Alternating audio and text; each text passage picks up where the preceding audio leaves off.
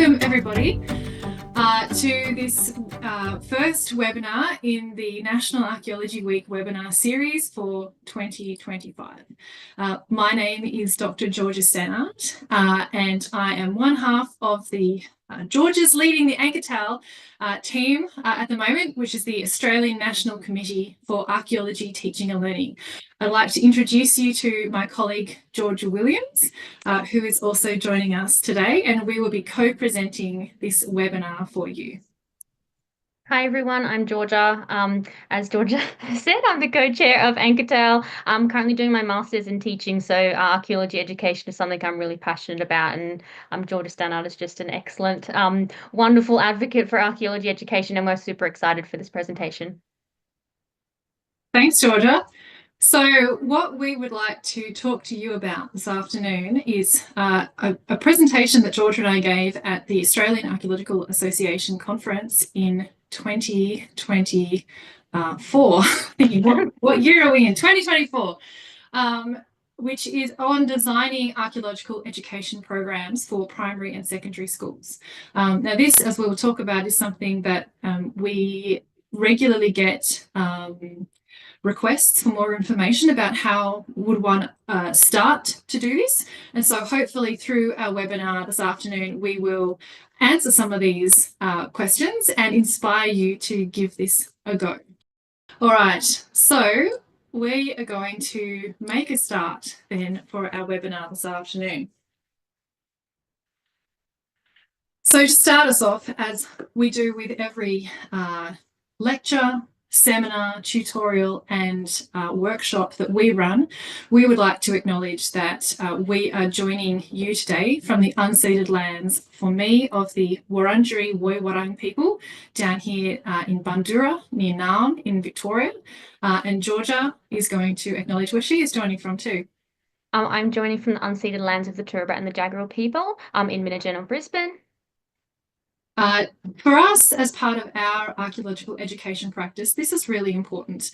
For when I do my lecturing at university, this acknowledges for me that I'm coming from a place of archaeological legacy of colonialism, and that archaeology, until relatively recently, has excluded Indigenous voices and perspectives from the types of narratives and stories that we use archaeological evidence to tell. So as part of our practice, this is really important for us to be able to acknowledge country. And we would like to invite you to acknowledge where you are joining from today in the chat, if you would like to do so. So this is what we're going to speak to you about this afternoon. We would like to discuss why you, as our practicing Australian archaeological community of practice, should be more involved in primary and secondary school education, particularly as it relates to Australian archaeology. We're going to have a look at the current limitations that are holding back our community of practice. We're going to look at an overview of the different curricula and syllabi that you might interact with. We're going to look at the Australian curriculum, the Victorian curriculum, and also the New South Wales syllabus, all of which have recently been redone. And then we're going to finally introduce you to designing some effective classroom programs and some of the things you need to be aware of and some of the approaches that you can take to ensure that you are designing something that is fit for purpose. Okay, so why should we be more involved, us as a community of practice, in primary and secondary education? So we know from surveys and also anecdotal evidence, speaking to so many of you over the last decade, that we know that there is a real interest from you all in participating more in primary and secondary education. And we see that too mandated now in our Australian and state-based curricula and syllabi. And we're going to go through some of this data later on as well. We're going to be drawing a lot on a master's thesis, which was written by Aisling Beale, who did her Master of Archaeology here with me through La Trobe University with our Master of Archaeology. And her thesis focused on the intersection of archaeology, and practicing archaeologists and primary education in Victoria. So we're drawing a lot on Aisling's research, which has come from real world data, which is really useful for us. We know that a lot of you are already contributing to public outreach and engagement and also education, and that this has been expressed in a wide range of different outputs, whether that be formal education programs, which are on the limited end of the spectrum, through to big public engagement sessions, possibly relating to National Archaeology Week, and these are a lot more common. But how do we then translate some of what we do in terms of data collection and interpretation and align that to the curriculum? So how do we make it something that very time-poor teachers will be able to just to insert easily into their classroom practice? So we're going to have a look at some of these. So we know from working with teachers, through our own research, through developing education programs ourselves, that the level of archaeological literacy in Australia is incredibly low. So what do we mean by archaeological literacy? So if we were to go into a classroom or even down the pub and ask people about archaeology or about some of the core components that make up archaeology, very few people will have the literacy, the knowledge to be able to understand what we're talking about. A really good indicator of this is, again, through Aisling's research, when she asked teachers here in Victoria about archaeology and to define what archaeology was, about 2/3 of her sample confused archaeology and paleontology. And I'm sure so many of us have had that confusion told to us as well. Oh, it must be so interesting to excavate dinosaurs, this kind of stuff. So, at a foundational knowledge level, these are the sorts of things that we are aiming to target. We don't need to go all the way up to quite a complex case studies and talking about stratigraphy and different types of artifacts and things. The level at which we need to start pitching these programs is quite low at a foundational knowledge level. What has this been the result of? Most of this is seemingly the result of the long-term legacy of the exclusion of understanding pre-colonial histories in our classrooms. Very few of us, certainly of my generation and those before me, learned anything more than just a cursory glance at the very long and complex and diverse histories of peoples across, not even Australia, across the whole before European colonisation. And when I was at school, I was certainly not told anything that's anywhere near accurate given the information that we know now. And so this has resulted in these long-term biases creeping in, whether they be now unconscious or conscious biases, and filtering in and creating these misconceptions and misperceptions about particularly for the work that we're doing, the pre-colonial history of Australia. So we're kind of trying to approach how do we go about readdressing this collective forgetting, and how do we go about giving particularly teachers a way of unlearning these misconceptions to then relearn and then educate their students for generations to come. Now we know from previous curricula, so in the last Australian curriculum from 2010, we had introduced the cross-curriculum priority of Aboriginal and Torres Strait Islander histories and cultures. Now, this is not the same as the current unit of the depth study, Deep Time Histories of Australia, which currently features in the Year 7 history curriculum of the Australian curriculum. But this cross-curriculum priority means that Aboriginal and Torres Strait Islander histories and cultures has had a feature in every single thematic area across primary and secondary education from foundation, so kindy or prep, through to year 10, which is the last compulsory year that we do at school, for at least a decade. And we see the impact of just having, that requirement to have a cross-curriculum priority in the data that Carly Monks and colleagues produced a few years ago when we surveyed incoming archaeology first-year students across the country to see what their knowledge was like and what their interests were. Very few of those students realised that they could practice archaeology in Australia. Even fewer were interested in doing that at first year level when they came in. But when we asked them about what kinds of prior knowledge did they have about Aboriginal and Torres Strait Islander histories and cultures, we see a huge difference in the age profiles and the response rates to those. So, where we have under 30 having either excellent or outstanding as a category, more than 85%, compared to only 21% in those students who would not have had that cross-curriculum priority. So for us, this really signals the opportunity that these kinds of priorities have and the impact that they can have on broader society. We're not imagining we're going to go out and train an entire generation of secondary students to become archaeologists. But what we would love to do is build that core foundational knowledge, that archaeological literacy, so that when we have debates on the floor of Parliament or even a conversation at the pub, we could have that from a point of understanding what's going on, and from that point of having a solid knowledge so that we can really engage with the topic. So that is the aspiration that we are looking to do. So what are some of the current limitations that we're hoping to address partly here today and through the work of Anketal? So this really draws on, again, Aisling's thesis work from several years ago in 2022.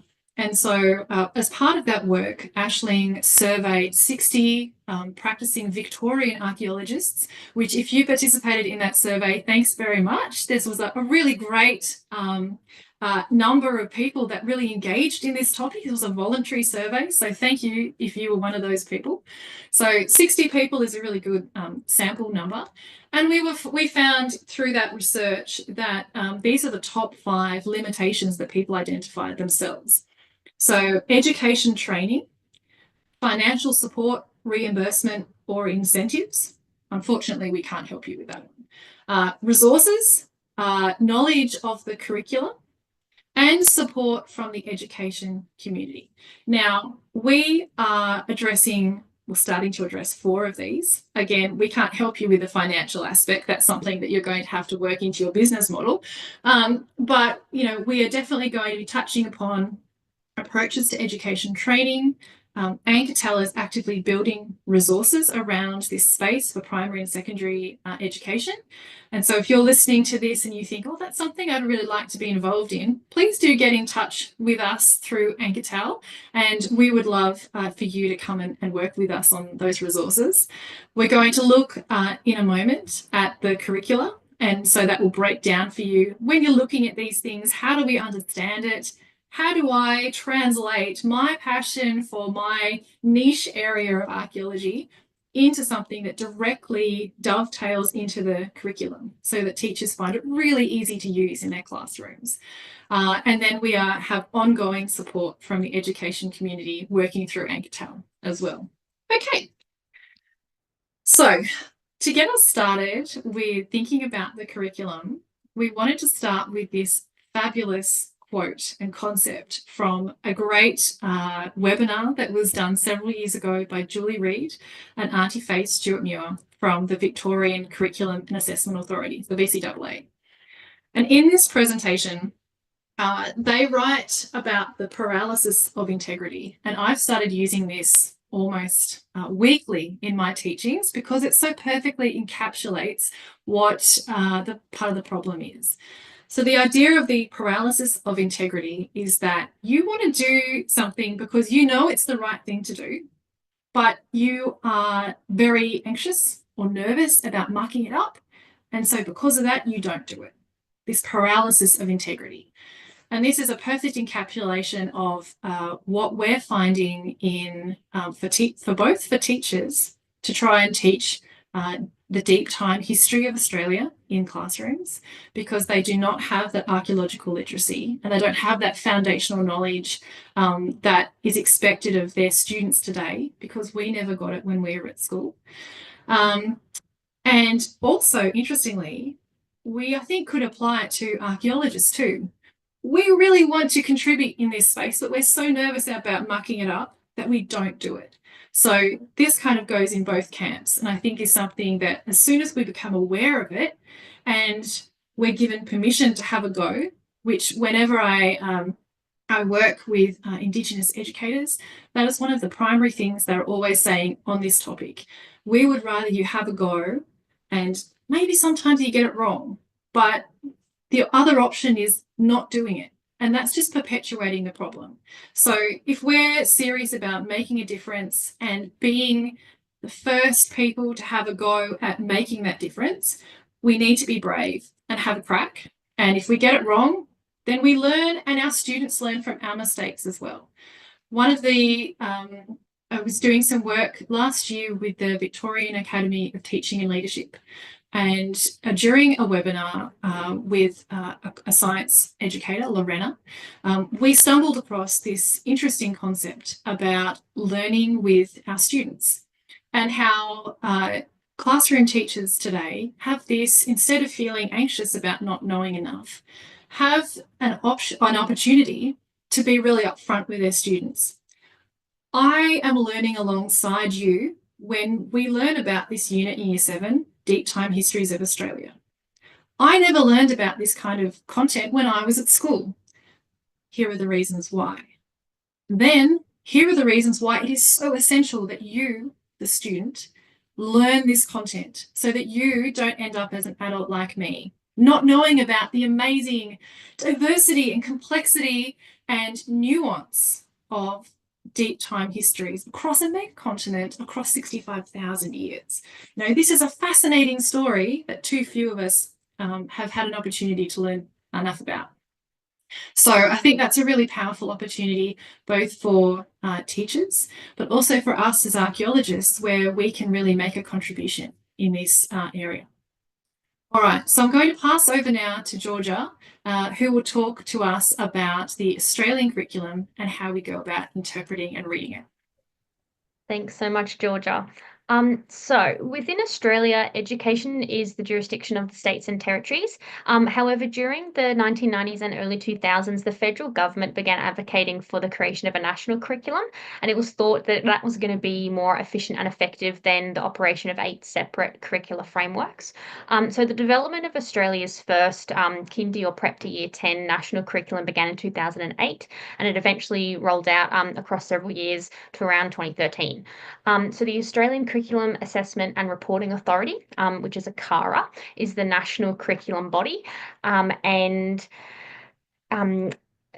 they were responsible, I guess, for generating that national curriculum, but the states and territories still ultimately have that responsibility for rolling out this curriculum across schools in their state or territory. So it's a little bit of a tug of war is kind of still going on at the moment. But in 2022 and 2023, version 9 of the Australian curriculum was released. And as I said, states and territories are ultimately responsible for rolling that out in schools. And for Queensland, where I'm based, that deadline is going to be next year. So if we're going to be reading the curriculum on the next slide, the link on the screen, which is also on the last one, that will take you to version 9 of the Australian curriculum, and I'll show you some screenshots in a second.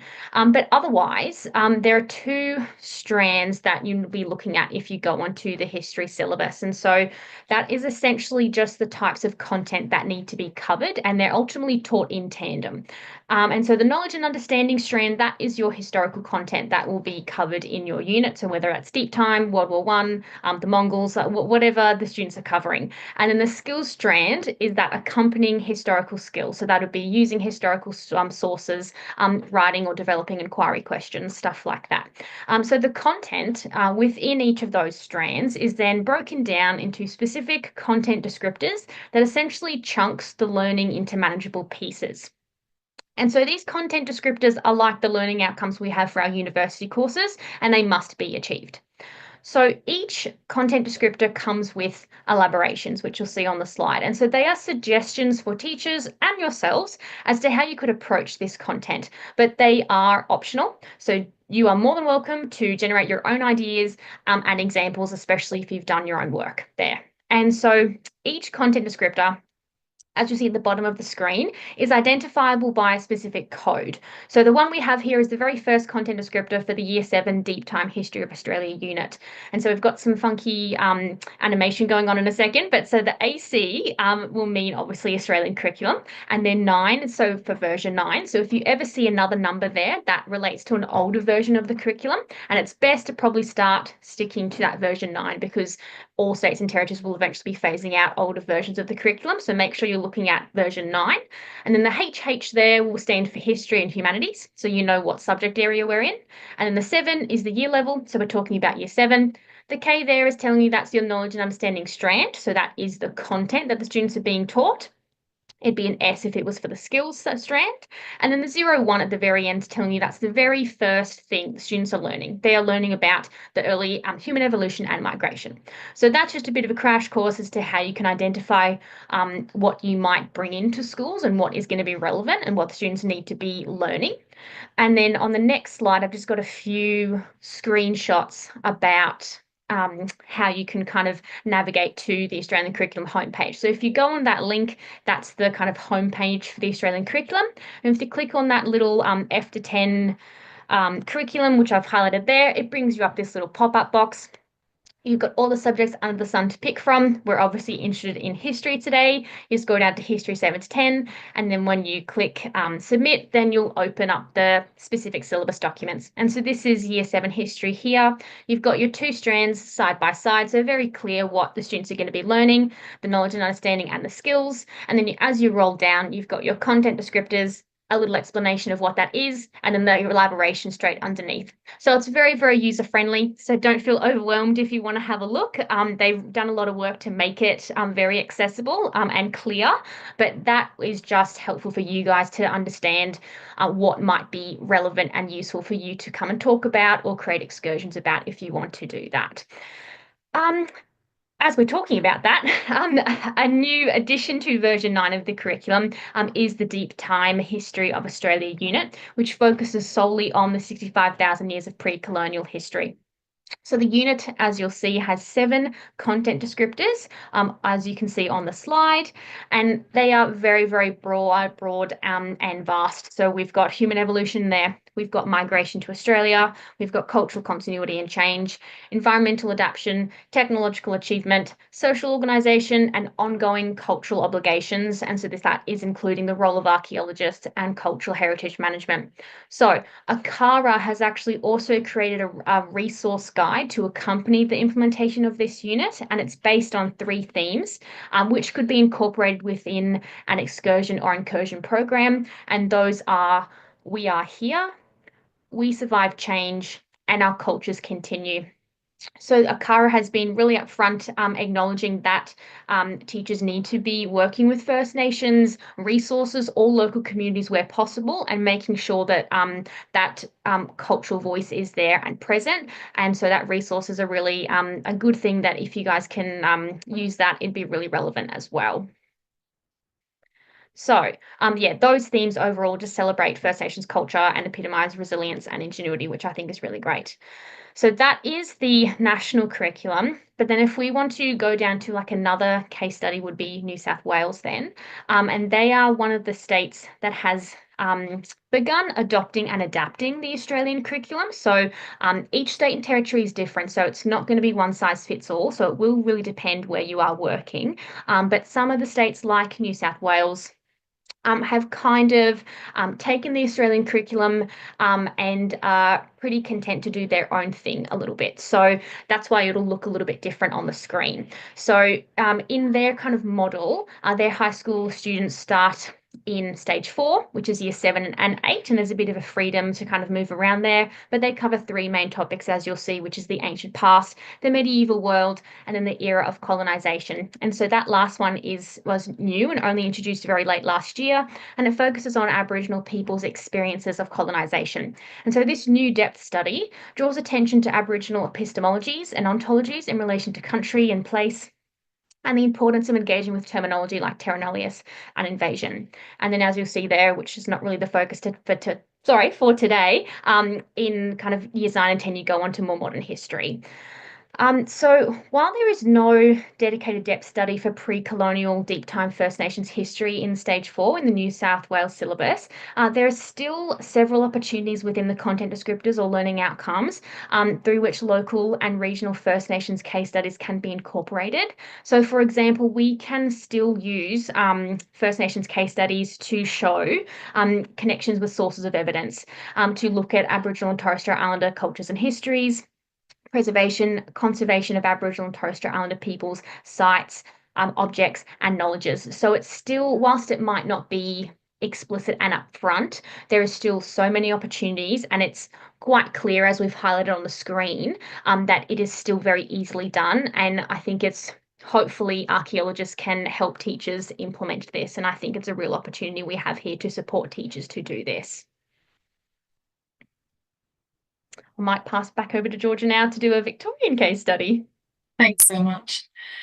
Okay, so Victoria, where I am based, we are also on an adopt and adapt scheme program situation down here.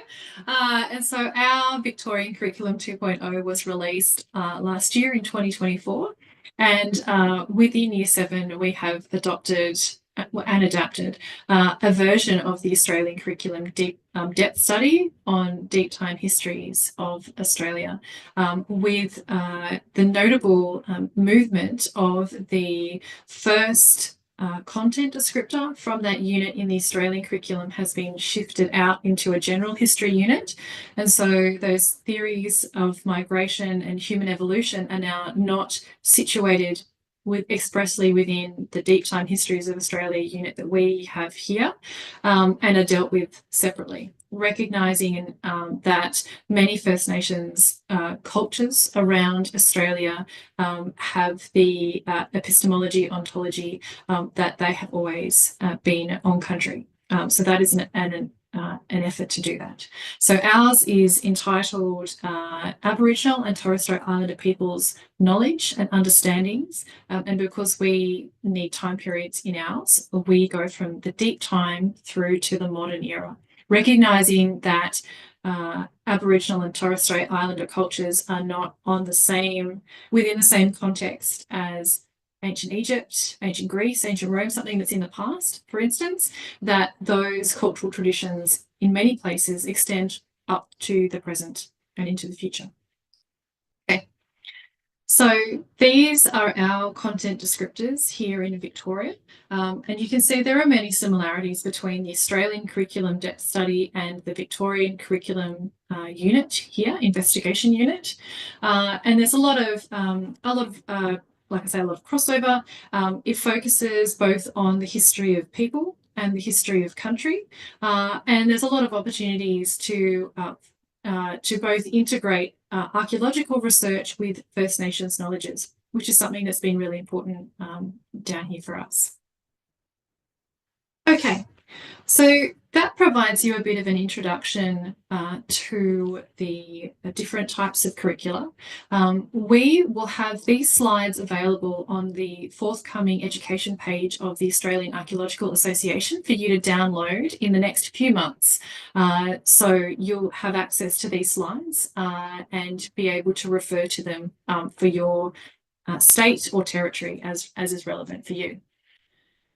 So in the next few slides, we've put together just a few things that when we started doing incursion and excursion education work were really important for us to consider. I used to be the Education and Public Programs Manager with the National Trust of Australia here in Victoria, and Georgia used to do similar work through her role as an educator with the Everett Foundation. in Queensland. So we have a lot of years of experience between us, years and years of experience delivering incursions, particularly to classes of students in primary and in secondary classrooms.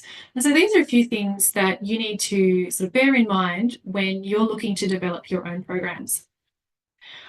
Like we do with all of our archaeological work, do consider OH&S requirements, which will vary depending on the school sector that you're working with, so whether that be public or private or denominational, and the requirements of even that particular school. So it might involve you having to register on a database.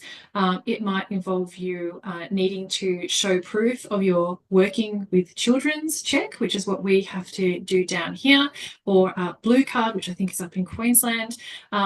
You may also need to show evidence of insurances. But again, depending on the types of activities you are planning, these may not be relevant. So if you're planning on doing something like a presentation over Zoom, where you're not physically interacting with a classroom, your requirements will be different. So this is not to turn you off to do these things, but just to make you aware that this is something, like with every part of our jobs that we do, whether you are joining us as an educator yourself, or you are joining us as an archaeologist, these are just parts of the realities of our professions that we need to take into account. Something else that we wanted to touch upon is our role in the classroom.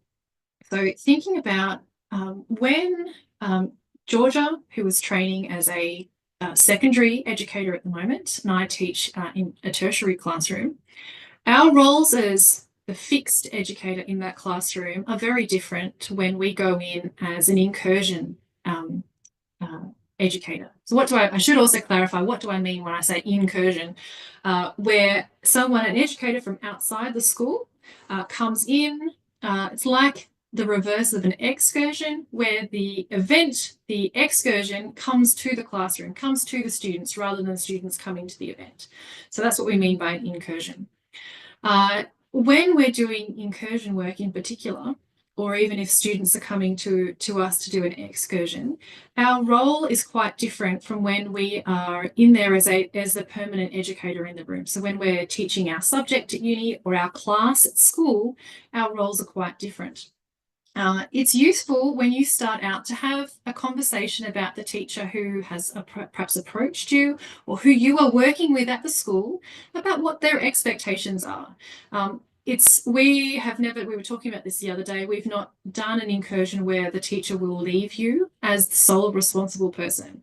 So you will always have a teacher in the classroom with you, but it's useful to have those conversations at the start in terms of what kinds of expectations are there of the session?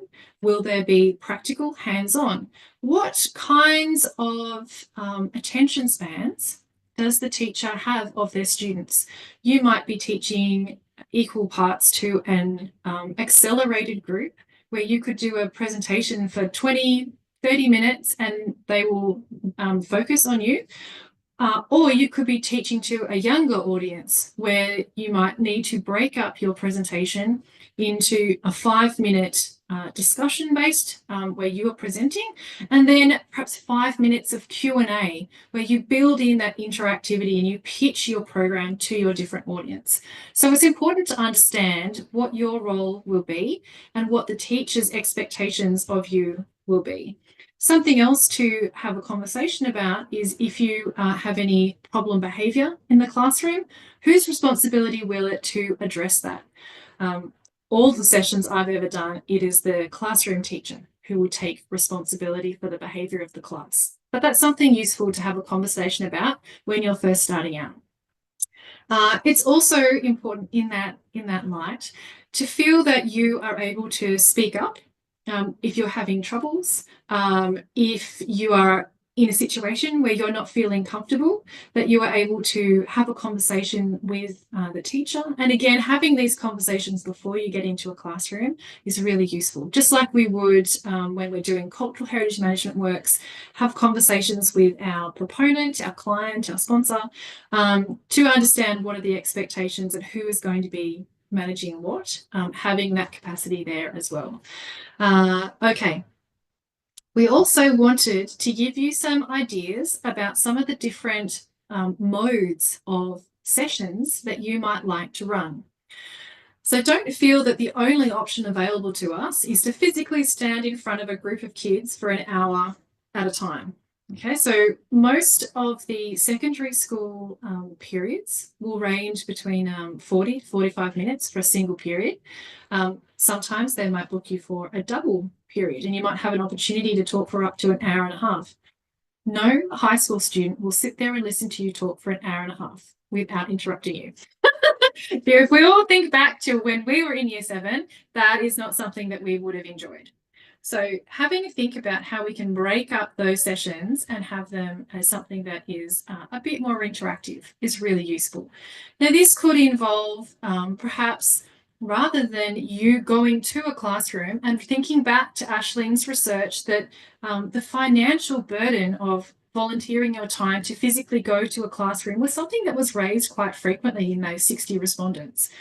So if that is something that is limiting your capacity to go and do these sorts of things, an alternative model might be to create some in-house resources as part of your perhaps you're a consultant and you have worked on a large and well-funded program, and part of that you have an interested client who would like to do some public outreach and engagement. You could create some short videos or some footage montages and do a voiceover to that and upload it onto YouTube and have it aligned to the curriculum. Very easy to do.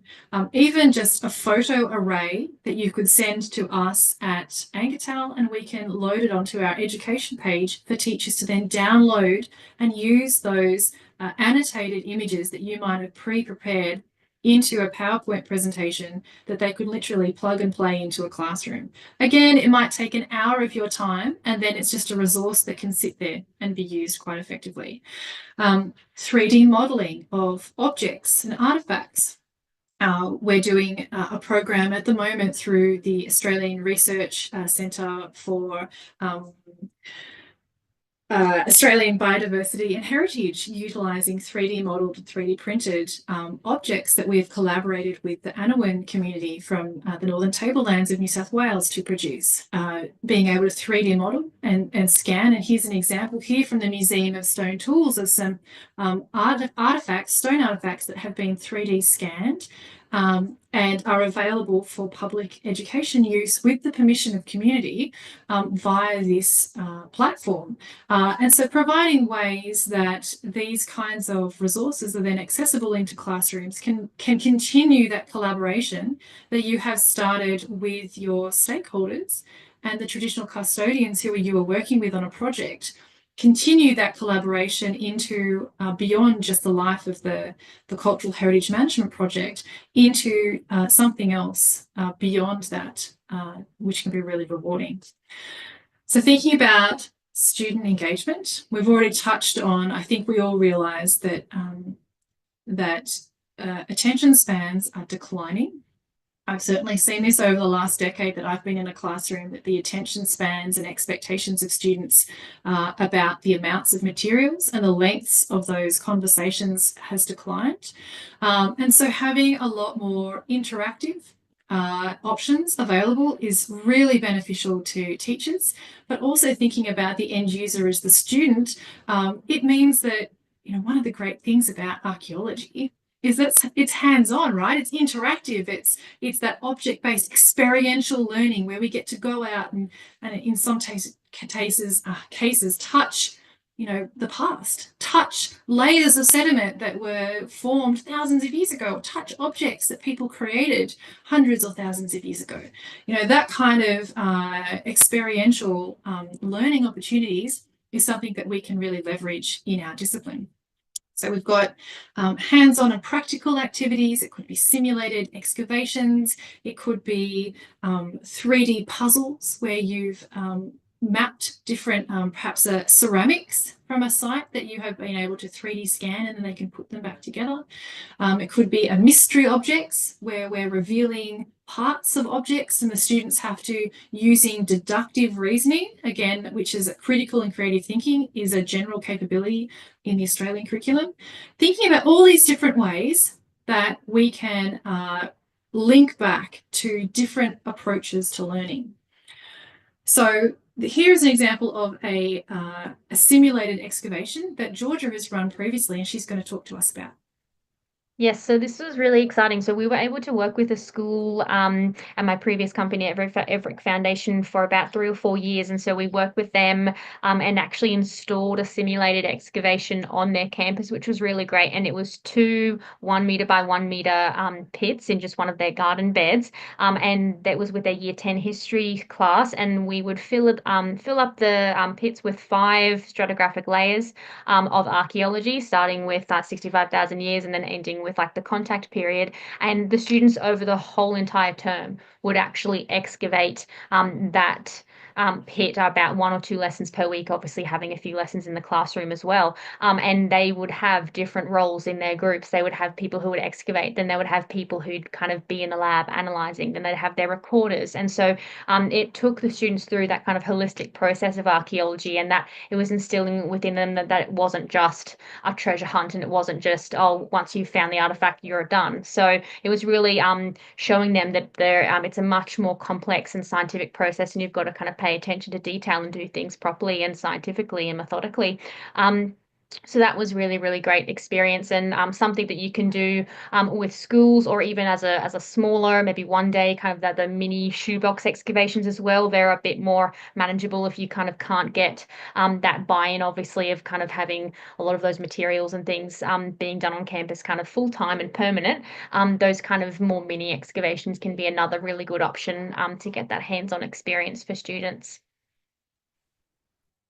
Yeah, and I think one of the opportunities that this presents in a simulated excavation too, thinking about links into cultural heritage management, is if you have permissions from your client that and also from community, if we're talking about Indigenous cultural heritage, that you can really tailor a simulation to perhaps something that was done just recently, which can be really exciting and also brings it back to the local level. That's not something that's continental in scale, that history happens in your backyard. History happens in your local area as well.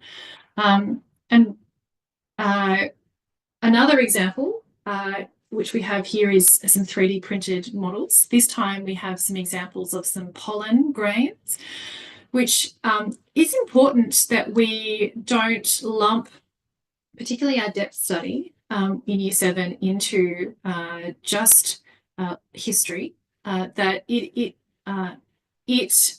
spans the history of people and history of country, and looks at these things together because they are, enmeshed with each other. And so 3D printed pollen is a really good way of looking at how pollen can be used as a proxy for reconstructing the history of country and how vegetation has changed, how people are changing in response to those climates that are changing country, and also how people are actively shaping country and how country is responding to those cultural changes as well. So that's an example of some 3D printed pollen. And of course, we've already seen our 3D models of our stone artifacts as well. And there are a huge range of other applications, not just for stone artifacts, but also for ceramics and other ways of visualizing different types of materials, even entire sites. Once you finish your excavations, doing some photogrammetry or some 3D modeling, and having that with some clickables in something like Sketchfab would enable students to bring that site into their classrooms. And to finish us off with, here's another simulated excavation, like what Georgia was saying, which is a permanent installation at the National Trust. This is our example at Como House, which is in South Yarra, just up the hill from the Birrarung in Naarm in Melbourne. And this program is an example where it's been actively linked to the standing historic house of Como House, where students are excavating a scenario that links into the history of the physical building. There's another full-scale simulated site like this, which is made up of 4 2x2 metre beds at a site called Barwon Grange, which is down in Geelong, which actually mirrors an archaeological site that's located on the same property of Westbourne Villa, which is the villa that burned down and was excavated subsequently as an archaeological site in the 1990s. And so students have an opportunity to see the archaeological site, see a standing equivalent in Barwon Grange and the objects that one might find in a house or villa of that era, and then to do a simulated excavation where they would see those same things replicated. And so be able to explore and actively create those stories for themselves. Okay. So to finish us off, Georgia, our expert primary and secondary teacher, is going to talk to us about some of the ways that we can manage the classroom. All right, thank you so much. So, as Georgia was saying earlier, it's probably best if you are going to be going into the classroom to prepare kind of 40 to 45 minutes of material. They're really each school kind of can vary with their lesson times, and obviously you want to be conscious of their attention spans as well. But some high schools I know they can have like 60 to 70-minute lessons, but then you've also got to think about considerations about you'll just generally lose time. So you don't want to be planning for 70 or 60 minutes of content because you'll always just go over. So always plan just a little bit shorter, about 40 to 45 minutes. You'll have kind of time lost in the beginning with you introducing yourself, and it's really important for them to kind of know who you are as well. So I find that's really good. And then it's always great to have Q&A at the end. So 10 to 15 minutes of Q&A is excellent. And I always, when I did classroom incursions, I'd ask the teachers to ask the students to kind of prepare some students before I came. So I might give them a little bit of a bio about me, and the students can actually spend some quality time thinking, so that when it gets to the Q&A, they're not just kind of fill up with all your information and they actually kind of don't know what to ask you. So if they can actually pre-prepare some questions, that can kind of get that Q&A off and running really quickly, and it can be a really productive little Q&A session. Otherwise, I've also found it really useful to have some of the figures from the Profiling the Profession survey handy with me, just on a PowerPoint, so the students can actually see what the Australian archaeological profession looks like. And I find they're often very curious about how much we get paid and stuff like that, which obviously children being curious as they are. So rather than just kind of dodging those questions, you can say, well, here are the figures, and you can kind of see about how the industry is growing over time and stuff like that. And they're actually really curious and excited by that stuff. Otherwise, the tone and the language you're using, obviously you want to be confident, and you want to kind of obviously show that you're interested and excited by what you're talking about. But you also want to slow your pace down, which I obviously still have a bit of a problem with because I just get too eager and excited. But definitely slow the pace down and make sure your language isn't too jargon heavy or complex, just to ensure that it's accessible for all students, even those who might have some learning needs or might have English as an additional language. You just want to make sure your presentation can be engaged with by everyone. And then after that, I don't know if Georgie wanted to speak to narrational archaeology. I was just going to say quickly, with managing challenging students, Georgia and I obviously have chatted about what you can do in those instances. Obviously the classroom teacher can always step in, but even if just kind of those kind of very low level behaviors, someone kind of whispering or talking, and we both just like to do the bit of a turn and stare and just kind of show them that you're not going to continue speaking until they respect you and let you continue speaking. Something like that, like a non-verbal technique, can be really powerful as well. But you can also, if you want, set up some expectations at the very start of your presentation. You can just say, look, I'm here today. When I'm speaking, I expect you to be quiet and listening. Stuff like that can also really work as well. I'll just add in something very quick about narrational archaeology. Um, I have found over the years that telling students about archaeology through the mechanism of story is incredibly effective, and I'm sure we've all found this through engagement and outreach. This is not something that is unique to me. It's been written about a lot in the literature about the potential and the usefulness of narrational archaeology as an education tool, being able to have a single slide that I will speak to students about for between 5 and 10 minutes, going through the descriptor of the site, where it was in the landscape. There was a river flowing, and what kinds of animals were in the valley that this site overlooked. That why I was there, so that this was an excavation of of this site. We can see the string had been strung up. We can talk a little bit there about how archaeology is a science. It's not like Indiana Jones. We're not swiping stuff. That my approach to the excavation introduced methods, and then I had in this particular site that I use, I had a bit of a curly question come up because the materials were very unique, and so then I introduced the concept of a hypothesis. And again, so the methods and approaches that we use as archaeological professionals can be explained really clearly and articulated really clearly through this mechanism of narrational archaeology. And the difference between me doing my blah blah blah introduction, what is archaeology, flicking to this is a story, a narrational story. The first time I did it, I turned around because there was not any movement or sound, and I thought, oh my gosh, something's happened. But all those little faces were just glued to the screen because they were so interested, and I've used it ever since. So I would really advocate for being giving narrational archaeology a go. And then, do you want to finish on this one, Georgia?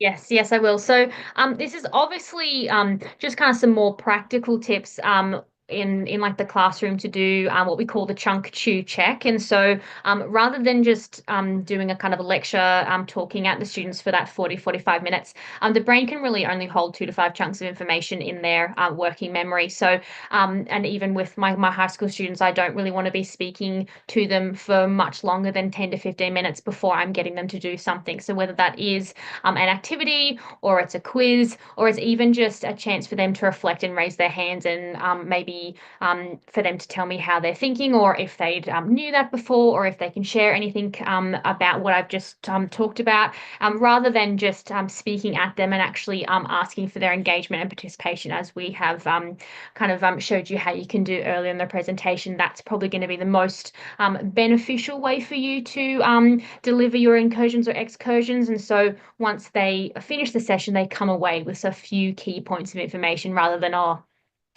it was just a lot of talking. So if you kind of have a few salient points you really want to get across from the visit, that's probably the your key to success.